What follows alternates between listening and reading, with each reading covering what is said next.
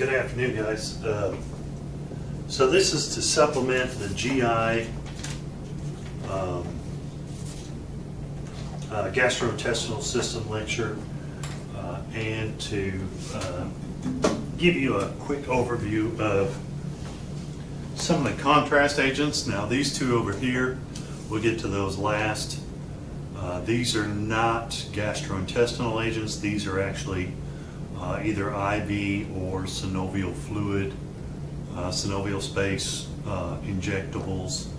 These are for injection only. These are not for introduction into the GI tract. So we'll get to those in just a second. But I've got them in the same bin in the school storage. I've got them in the same bin for the rest of the contrast. So while I'm discussing the rest of these contrast agents, I'll add these in at the very end. So we'll want to start out with the thick barium. Okay, that's this one, the EZHD. Okay, this is used in upper GIs primarily. Occasionally you'll see it in an esophagram. But mostly it's used, it's a thicker preparation of the barium, and it's used to coat the wall of the stomach with thick barium, so you get a nice air contrast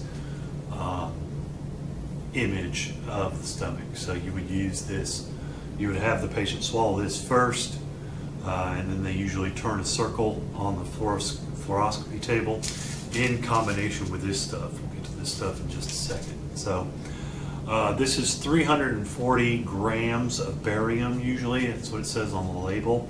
And I can remember from my clinical days, the way you prepare this is basically 1.5 to 2 ounces of water in here.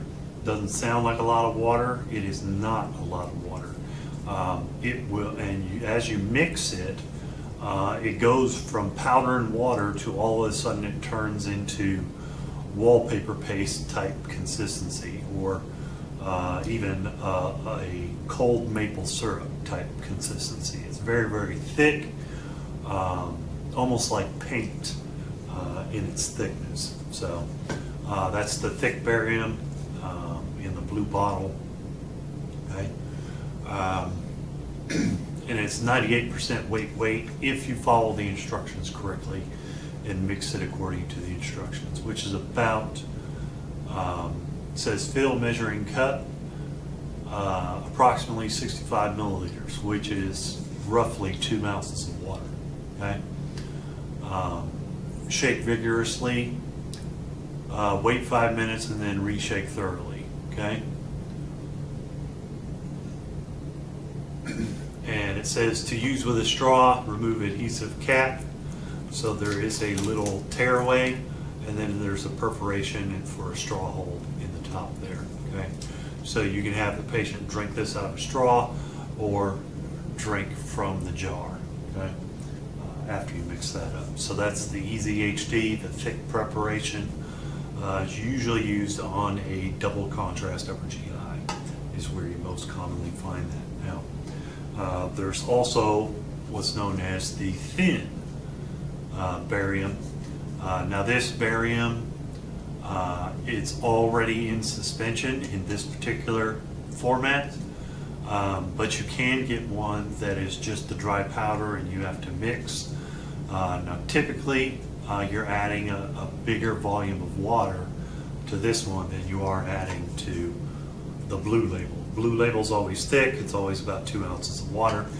This one is, this version of it was already prepared as a suspension. You just shake it up and it's ready to go. You also have a version of this, the Easy Bake Thin Liquid, that is not a suspension, it's the dry powder. It's only about half the dry powder, and then you add double the volume of water. So you get a 41% weight suspension versus this one is a 98% weight suspension.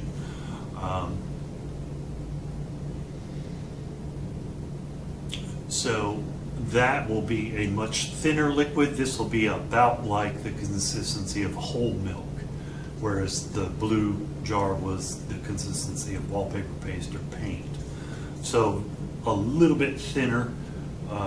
It will not cling to the walls and adhere to the walls of the GI tract as well as the thick barium will, but it's used for just delivering volumes, a volume of bolus to the GI tract. So the thin barium is usually a follow-up after the thick barium to add additional volume of the barium bolus, and it's used in the upper GI, it's used in the esophagram, and this one is worn out in the small bowel follow-through. You'll be giving your patient about 2 to 3 cupfuls of the thin barium for your small bowel follow-through exams, okay?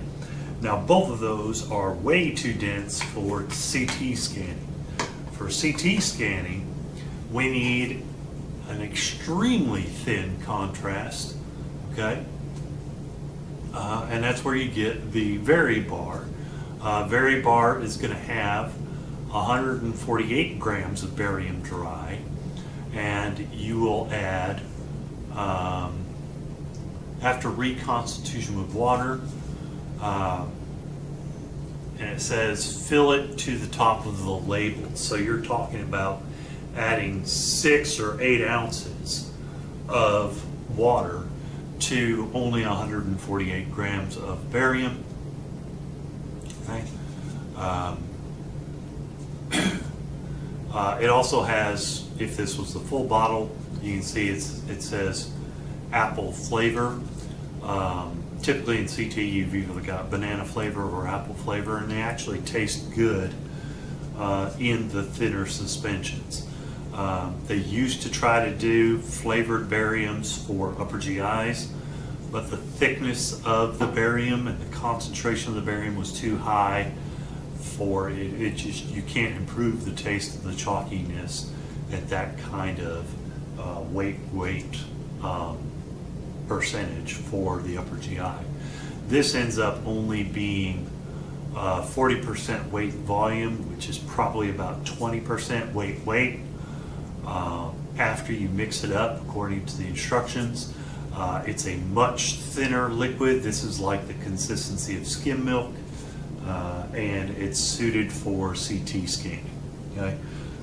If a patient ingests the thick or the thin for the upper GI or the small bowel follow through, and then they have a CT scan later that day, usually the CT scan has to be rescheduled because the barium is just too thick and it's going to produce scanning artifacts. So patients scheduled for both, usually you do the CT first because the Varibar is much thinner than the upper GI contrast.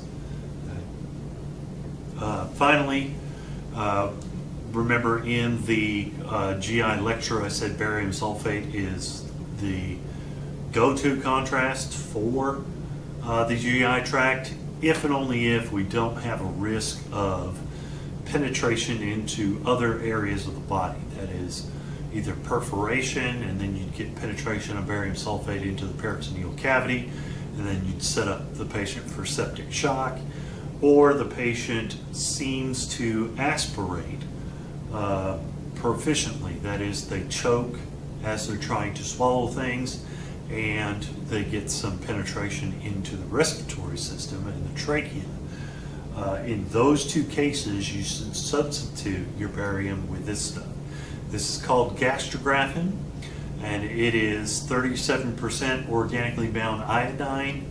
It doesn't taste great, but it can be drank safely. It's non-toxic, and it's meant for oral ingestion, or the route of administration is meant for oral consumption. So in the case of a patient that has either a known perforation, an extreme suspicion for a perforation of the bowel, or is known to have an aspiration issue, you're going to want to substitute gastrographin for your barium sulfate for your exam.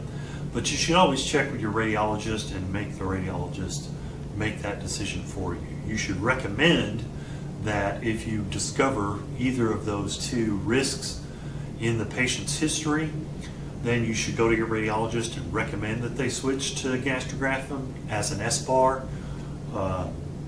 type conversation. Never make that decision solely on your own as a technologist. Always defer to the radiologist's expertise, okay? And then finally, we're talking about the GI contrast.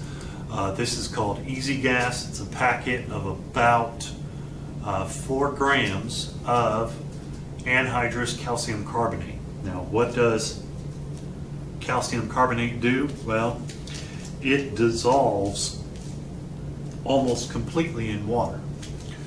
When you throw it into water, when you throw it into aqueous media, notice I said it was anhydrous, it separates into calcium ions and carbon dioxide. Okay? And the carbon dioxide forms up as a gaseous product. So what happens is, as soon as this stuff hits water, it forms carbon dioxide gas. The idea for an upper GI, in order to make it into a double contrast upper GI, is you have your patient swallow a packet of these crystals and then chase it with the thin barium, the thick barium. The thick barium is going to have some water content in it. The stomach is also going to have some water content in it. Typically the instruction is they have to pour these to the back of their throat and then immediately chase with the thick barium and swallow rapidly, because if the crystals stay in their mouth, then the carbon dioxide is going to be created inside their mouth and they're going to start foaming, and all the carbon dioxide is going to spew out of their mouth. Versus if they swallow quickly, then the carbon dioxide forms in their stomach and it expands the volume of the stomach to a nice fully inflated state, and you get better visualization radiographically of the stomach. So that's the whole idea for the Easy Gas crystals. Now, they do have sodium citrate preservative in them, so it will taste like a lemon juice to the patient. It'll be like foamy lemon juice if they get a taste of it, okay?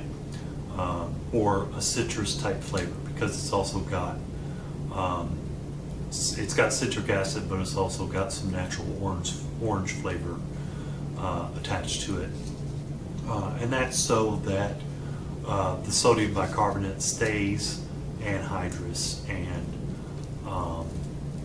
the citric acid is acting as both a pH buffer to keep the sodium bicarbonate anhydrous, but also as a preservative to keep the sodium bicarbonate bacteria free and pathogen free until you open it. So you shouldn't really open this thing until you're ready to use it, because the sodium bicarbonate is a rock. And it's an anhydrous rock. It can pull moisture from the room. So as soon as you open it up, it's going to start pulling water and moisture from the room. It'll get cakey inside there. If you don't use it immediately, you should leave the foil pack sealed right until the time you're ready to administer it to the patient. Okay? So while we're talking about contrast, I'm also going to talk about our representative iodinated IV contrast. This is just the representative bottle strength that we have.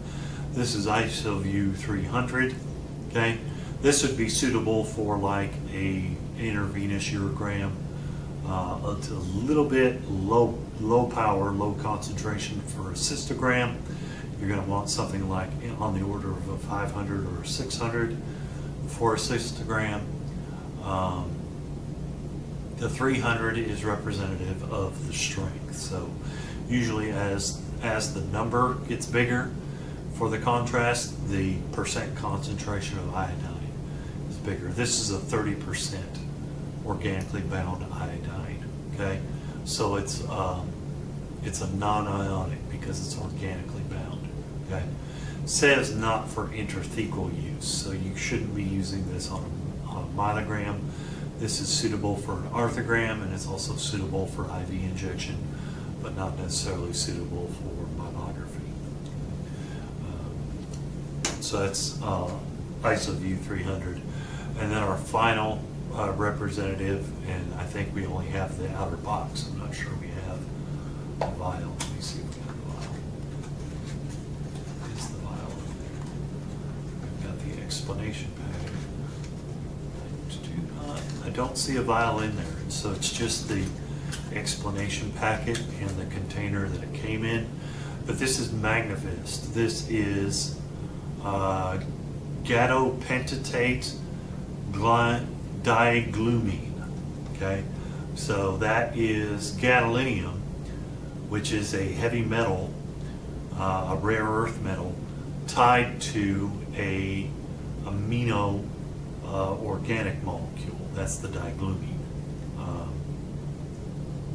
So it basically will float through the patient's bloodstream, and it will want to sit in the extracellular fluid, and it will go to different regions of the body, depending upon. You can also force it into different regions of the body. Say like post-arthrogram, you can mix Magnavist with iodine contrast for an arthrogram, and that way you get the Magnavist inside the synovial space. Typically Magnavist is safe for IV injection, but it's also safe for synovial injection. And I'm not certain about, I don't think it's safe for intrathecal injection. So it says right on the bottom, the back of the box for intravenous administration, but I've also seen radiologists use it for orthography as well. So this is the Magnavist contrast, it's the MRI contrast. All right, so that's all the contrasts I have for you guys. The next part I'm going to walk through is showing you both the single and the double contrast barium Enema bag, and I've got those right here. I'm going to start with the single contrast bag, and I want to make sure you guys are zoomed in enough, so I'm going to adjust the zoom real quick so we can get to just the bag.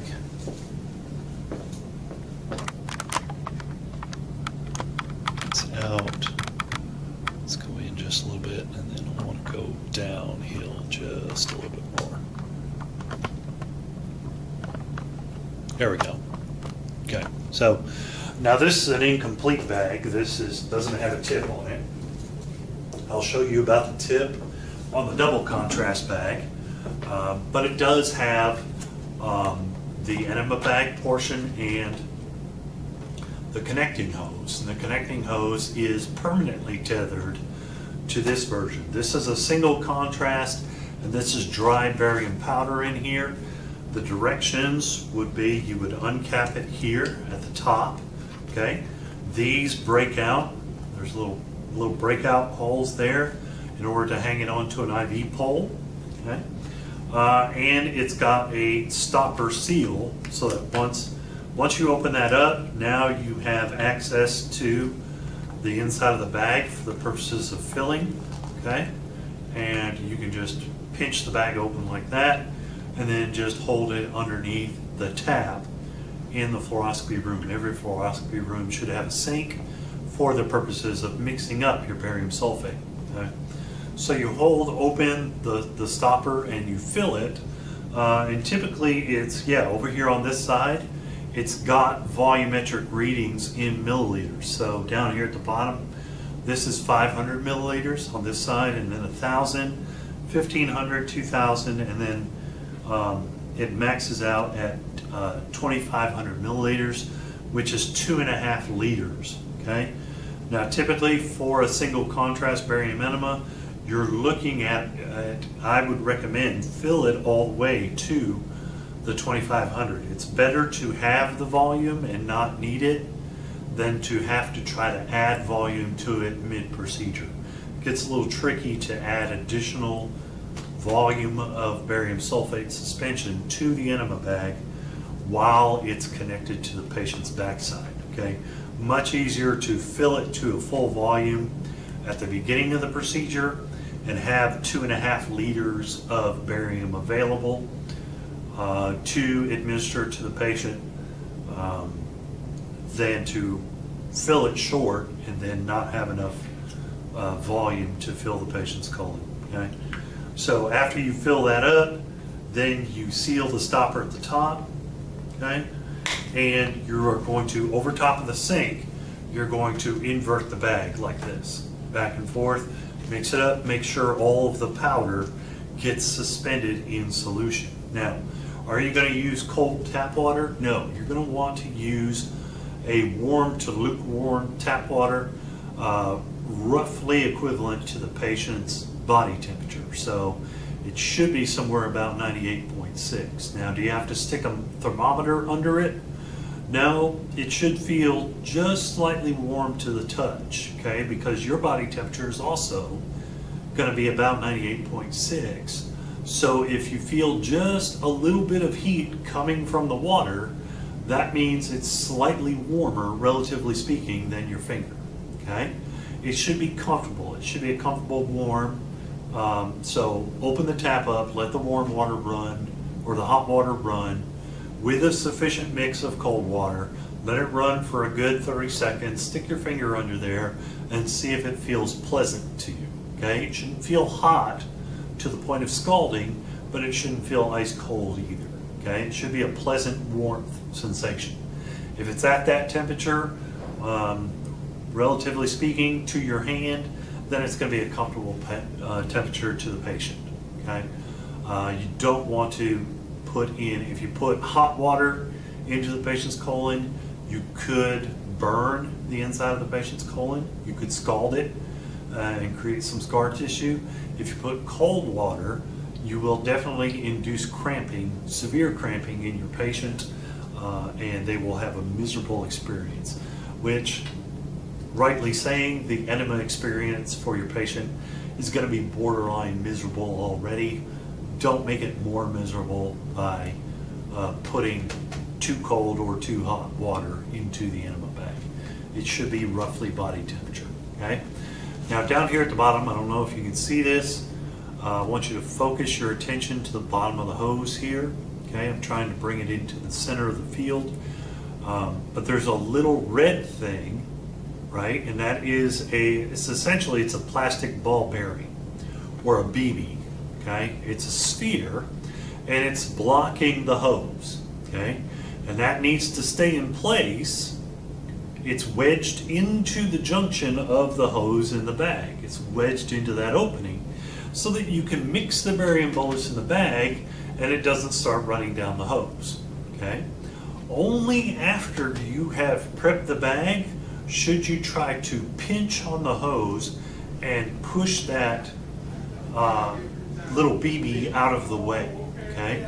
Once you do that, barium is going to start running into the hose, so you should have this part of the hose higher than this, or have a clamp clamping off the hose, because otherwise barium is going to start running out of the end, and if you have the tip attached, it'll just start running all over the room, okay? So that's the trick of the little BB. All barium bags are going to have that, so that you can mix the barium in the bag and not have it run down the hose prematurely, okay? Once it's in the hose, you really need to have a clamp, or most cases a double clamp attached, such that you're in complete control of the flow of the barium, okay?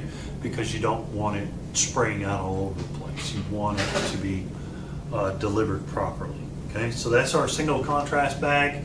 The double contrast bag that we have for demonstration is right over here, and it does have the tip accoutrements, and I think I also have, yeah, I've got a air inflator sponge too, and then I also have the air contrast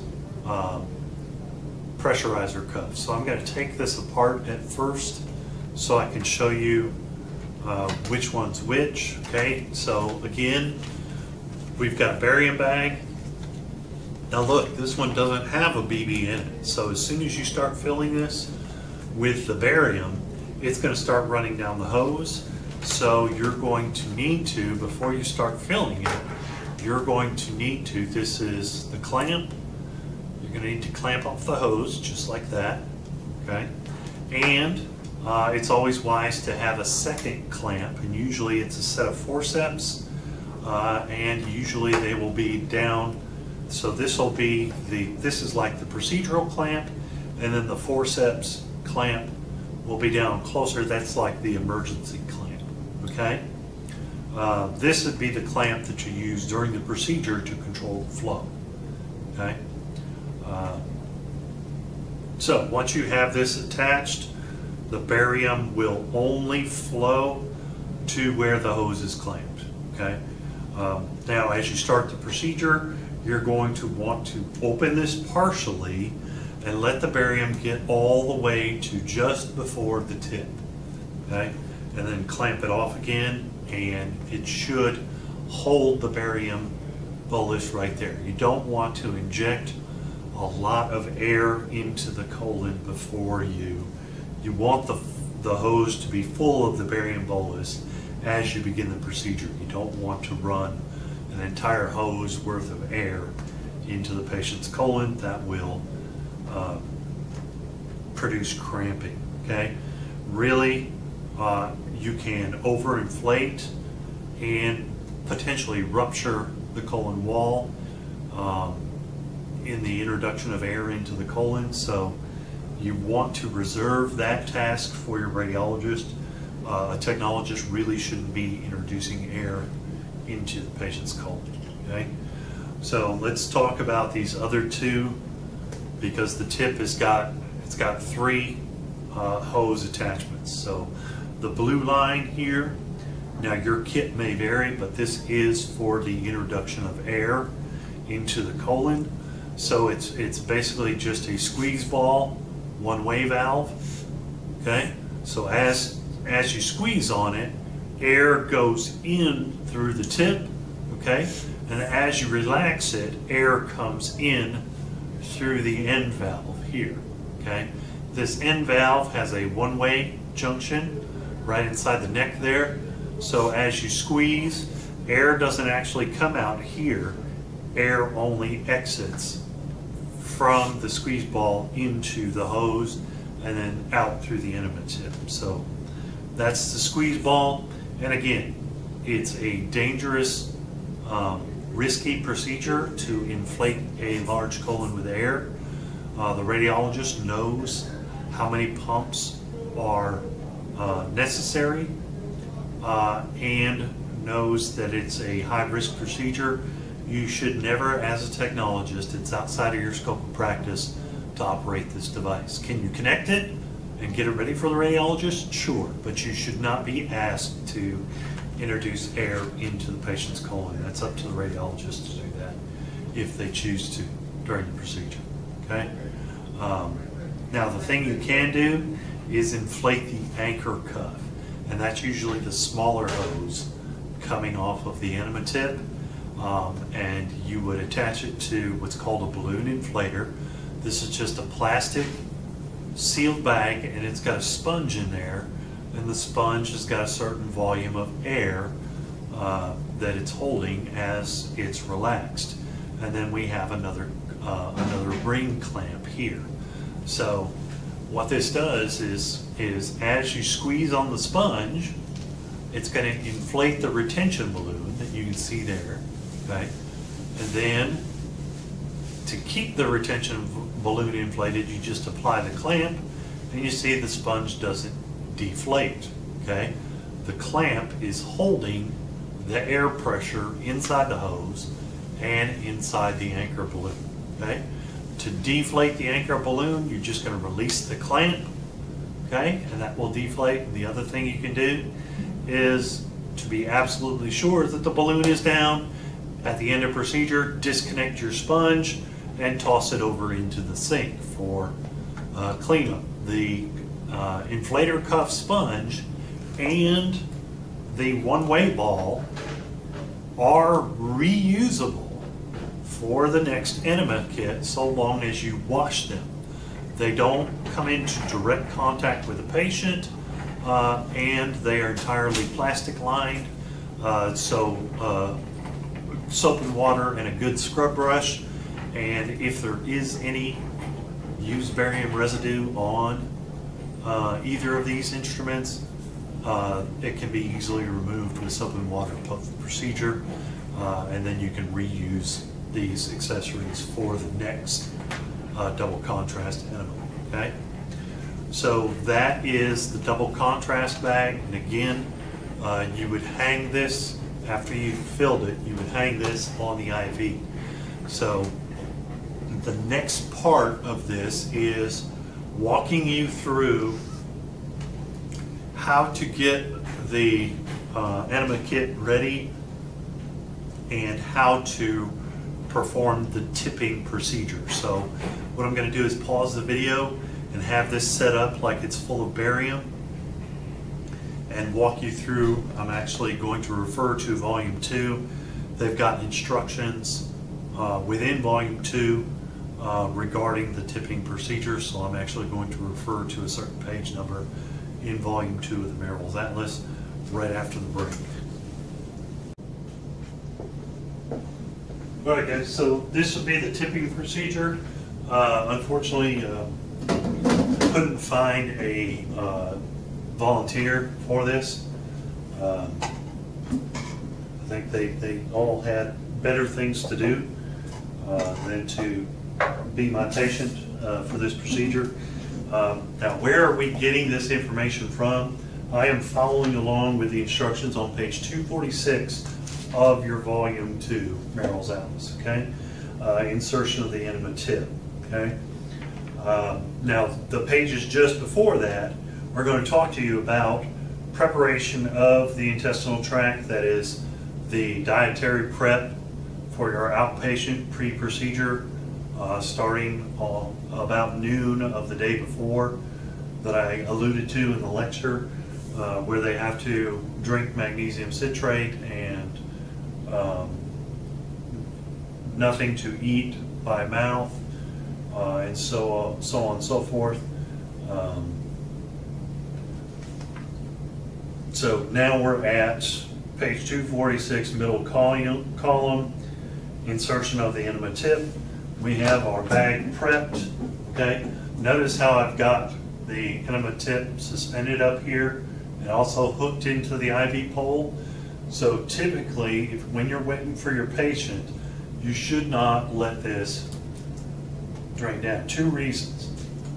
One is if your clamping fails, then you're going to have a puddle of barium on your floor, okay? Second reason is because of siphon physics, okay? Well, that's more on the first reason. So rather than having it dangle down here, you don't want a puddle of barium on your floor.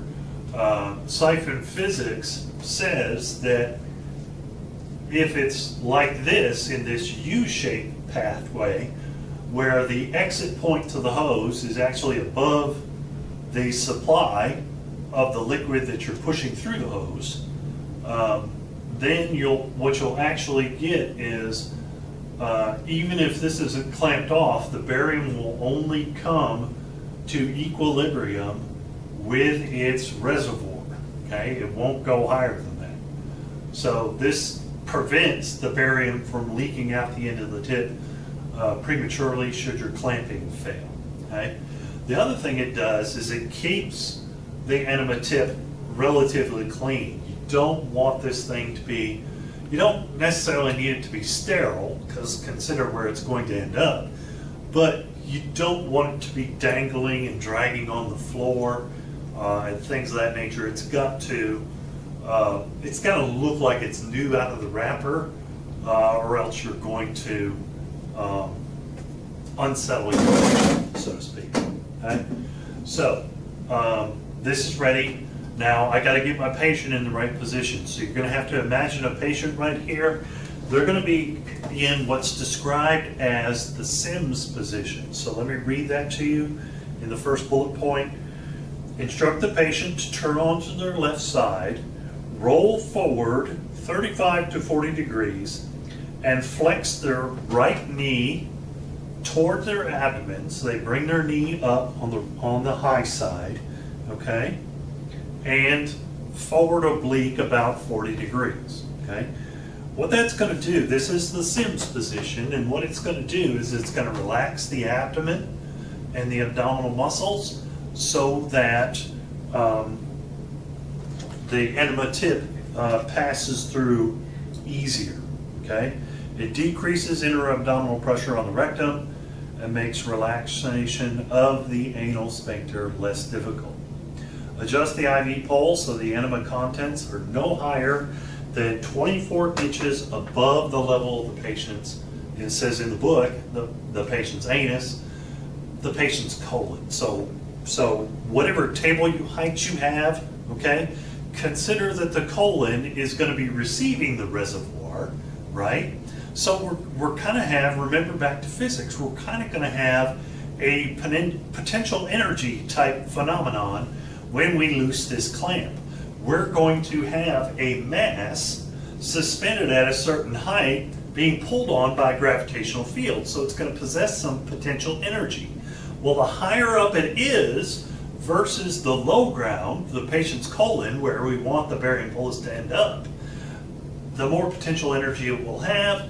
That will turn into greater kinetic energy through the hose pipe as we let it loose, and we can either have the barium trickle in nice and gently or race in like a fire hose. Which do you think is going to feel more comfortable to your patient? A huge kinetic energy and a huge velocity to the barium bolus, or a gentle velocity? And the answer is a gentle velocity. We want a sufficient enough velocity that we can get the contents of the bag into the patient's colon in about 5 or 10 minutes, but we don't want it to be less than 30 seconds. So keep it somewhere between 18 and 24 inches. That's about 1.5 to 2 feet above the level of the table. That's where the barium bag should be. So this IV is no longer adjustable. This is an old broken IV. But if it were adjustable and we had the barium, I would put the table height to be right about here where my hand is. That would be a good table height for our patient for this particular setup where I have this barium ring. Okay? So that's critical. Okay? Preparation of the patient.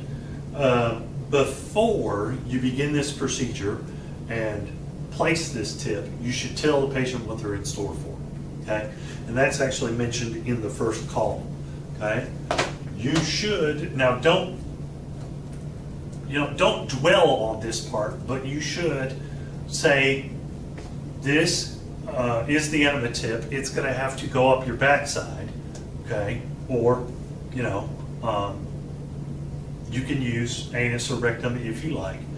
It is going to, I'm going to have to place this in your rectum, okay? And then this part is a balloon cuff, and the balloon cuff is to create a good seal to make sure the barium doesn't leak back out and to help you retain the enema tip. Do not inflate the balloon cuff in front of the patient's eyes, okay? Just point out that it has a balloon cuff, okay? They might freak out a little bit if you inflate the balloon cuff in front of them, okay? So you want to explain, but you don't want to imbue them with fear, okay? Tell them that the barium bolus, the radiologist under motion picture x-ray, radiologist will come in and direct the barium bolus into the colon via the hose pipe. They'll instruct me to let the barium flow or turn the barium off. As the barium flows, you might experience some cramping. So what I need you to do is try to relax, take in deep breaths and blow them out slow, okay? And for the placement of the tip, I'm going to have you do the same thing. Take deep breaths in and blow it out slow. Okay? Ask the patient if they have any questions. Remember, the patient has a right to refuse at any time during the procedure. And I have had some that as soon as I was done with the explanation, they were like, you know what? I really don't feel comfortable doing this thing. So you might run into that patient. Okay? It's not a pleasant experience, I can tell you right now. Okay? Now, adjust the overlapping back of the gown to expose the anal region only. So you want, if they're wearing a gown, and they should have disrobed and put on a gown open to the back, okay, you should be able to view their buttocks. Okay? Put your gloves on. Put your gloves on. Okay? The anal orifice is commonly partially obscured by distended hemorrhoids or a fringe of undistended hemorrhoids. Okay? Sometimes there's a contraction or other abnormality of the orifice. Okay? It is necessary for the anus to be exposed and sufficiently well lit so that the enema tip can be inserted without injury or discomfort, or misplacing it into, in the case of a female patient, misplacing it elsewhere. Okay? So what that means is you got to make visual confirmation with the patient's backside. You have to lift the right buttock up, get your eyes down there on that level, and confirm that you're actually gaining access to the right orifice. Okay? Yeah, it's an important step. All right. Now, as we're getting ready to tip, the gloves are on. Okay? I'm not going to inflate the balloon until I have it inside the patient's colon. Okay? Now, I want you to look at the tip closely. I've got the end here. This is where the barium and air come out.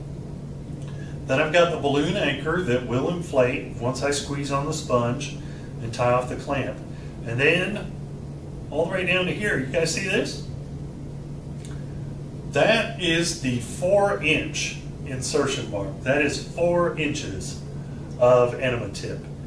So if you get to the bulge, at least on this kit, if you get to the bulge, you're at 4 inches, you need to stop.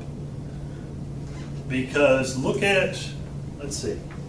Yeah, I want you to check out page 255 and notice that the rectum starts out going anterior. The anus, the rectum goes anterior for about 4 inches, and then it turns sharply and hugs the back of the sacrum and the posterior abdomen. So right at the top of the rectum, the sigmoid colon takes a 90-degree turn. Okay? So do not advance the enema tip past the 4 inches, because you can get an anterior wall perforation. All right? So that's what that bulge is for. Okay? Usually, I advance until I can't see the balloon anymore, and then I stop. Because as soon as I inflate the balloon, the enema tip is going to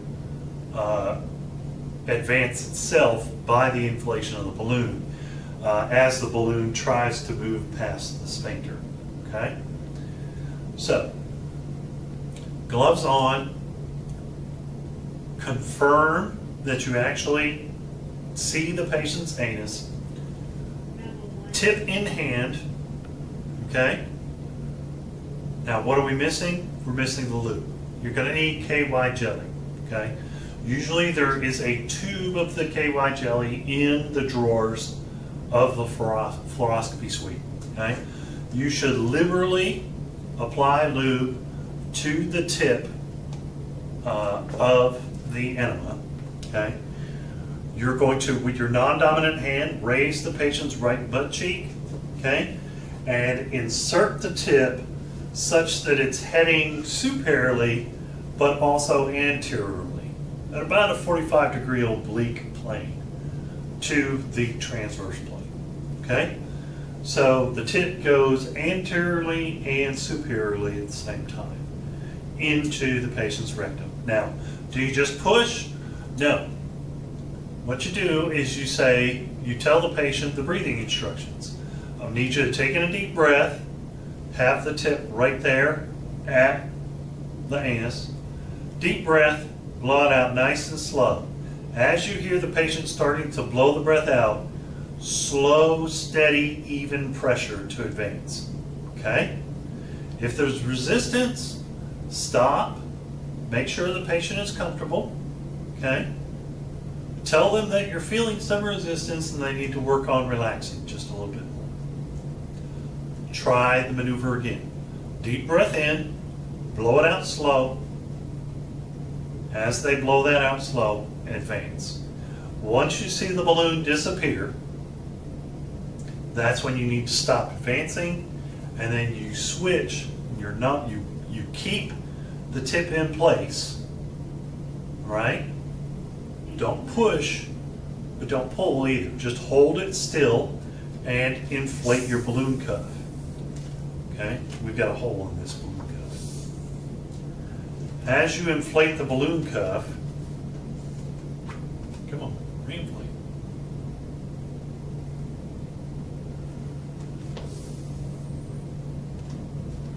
Leak.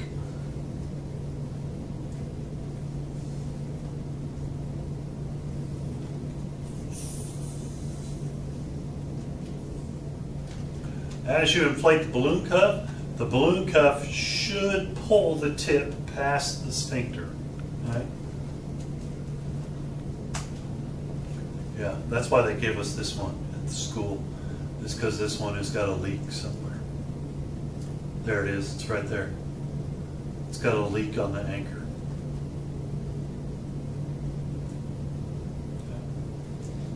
So don't forget your clamp on your air cuff, okay? Then the tip should be placed, all right? Then you instruct the patient to roll back onto their back, and it's time to call the radiologist. You should have the fluoro tower pulled over the patient, the lead apron attached, the footboard attached, okay? And you should put on your lead at that point. Take your gloves off, get a fresh set of gloves for the procedure, okay? Don't wear the set of gloves that you tip with, throw them out immediately, and then immediately re-glove for the procedure, okay? As you're running the barium bolus, the radiologist is going to say barium on, and you're going to pop your emergency forceps clamp, and then you're going to engage the enema clamp like this, and then when they say barium off, you're immediately clamping the hose back down. Okay? So, and that will be the technologist's job through the procedure, is listening for the radiologist to say barium on, barium off, and adjusting the hose clamp in accordance with that. Okay? They will also, at some point in the procedure, tell you to drop the bag. That means take the bag off the IV pole and put it at the level of the table. Usually you rest it down by the footboard on the fluoroscopy table. Okay? That ensures that no more barium enters the patient's colon. Right? So that is enema bag preparation and the best demonstration I could of tipping. And those steps, again, those are outlined on page 246 of your volume 2, guys.